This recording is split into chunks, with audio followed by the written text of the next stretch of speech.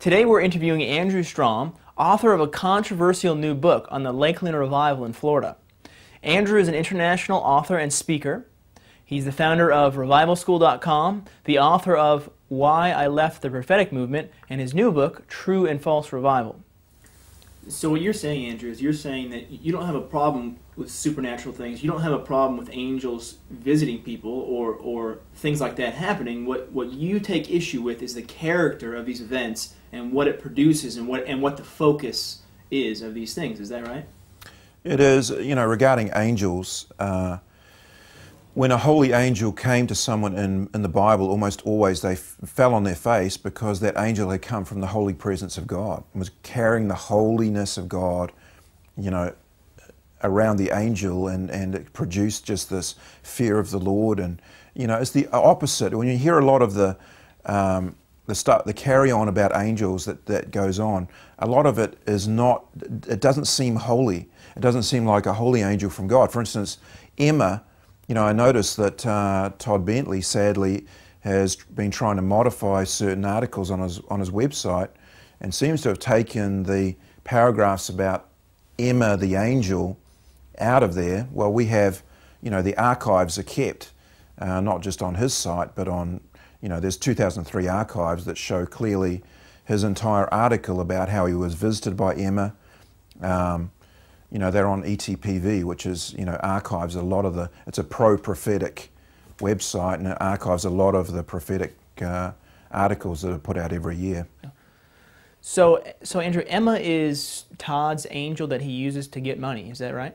Emma seems to be a money angel. He said that, that when Emma appeared, it was a female angel floating about 1 or 2 feet off the ground, emitting sparkling colours, throwing gold dust over the audience. This was in a meeting he was holding, and he said instantly the pastor's wife got a so-called prophetic anointing and began running around the church, you know, clucking like a chicken and barking like a dog. I don't know why that is called a prophetic anointing. That's the kind of garbage that forced me out of that movement. When I, you know, words fail me really to describe just the mindless type of stuff that you have to put up with if you're going to stay in the prophetic movement, because it ends up you're living in this Weirdsville zone where all this kind of totally out of whack stuff is treated as normal.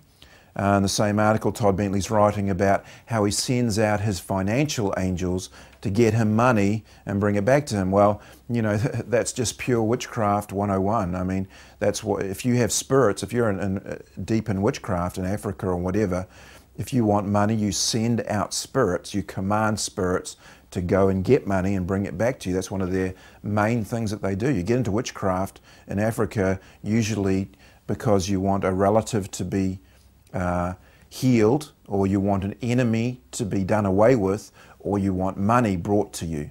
Those are the reasons that you get into witchcraft. And you know, it's just you don't send spirits out in the Bible. You don't send spirits out to get you money. You don't send angels out to get you money.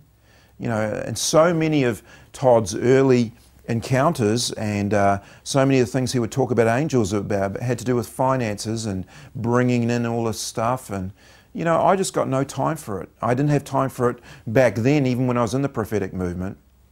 I was always worried about what was being imparted. And so, you know, that shows to me there's a tremendous level of deception involved, a dangerous level. The fact that TODD Bentley would always, you know, as long as I've known about his ministry, when he would lay hands on people, transfer this drunken type of anointing onto them, you know, and so people would be falling over, he'd be laughing and cackling away. How would you respond to people who say that this is a new move of God? This is a new thing that God's doing? Well, that cry has been brought up on numerous occasions, and they're usually making excuses why things are unbiblical, or you could say anti-biblical, anti-biblical. My view is this: God always does something new in every revival, but in a very real sense, it's always old. It's always going back to the original thing. You look at what Elijah's ministry was, he and John the Baptist, they were restorers. In fact, John the Baptist was spoken of as a restorer of all things. So the job of a true prophet and the job of even a new move of God is actually to restore us back to the original and take us back there. And will there be unique features about it? You know, Azusa Street had speaking in tongues for the first time for centuries. And that was a very controversial thing, of course. But what's it doing? It's actually restoring us back to what always used to happen in the New Testament. There was a movement, the healing and deliverance movement, you know, from the 1950s onwards. That was very unique and new, especially the deliverance side, casting out demons. Very controversial. But God is restoring the casting out of demons to the church, and I believe in that.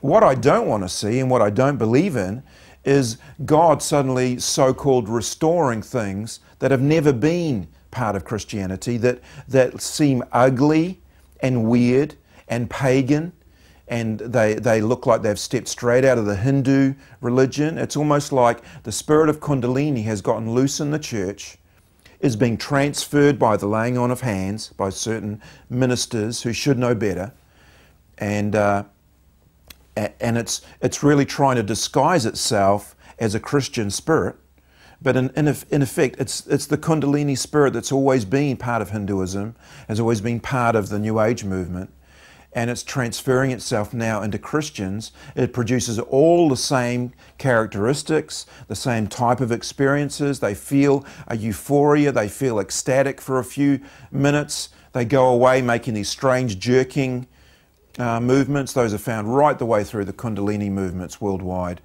Everything, they call them kriyas, when they make those spontaneous movements where they're like, they make sounds that they're not in control of. You know, all of this stuff is identical, and that's what my concern is. So I don't believe in something new that just brings in unbiblical stuff. I want something new that restores the original thing, and that's what revivals, true revivals, are all about.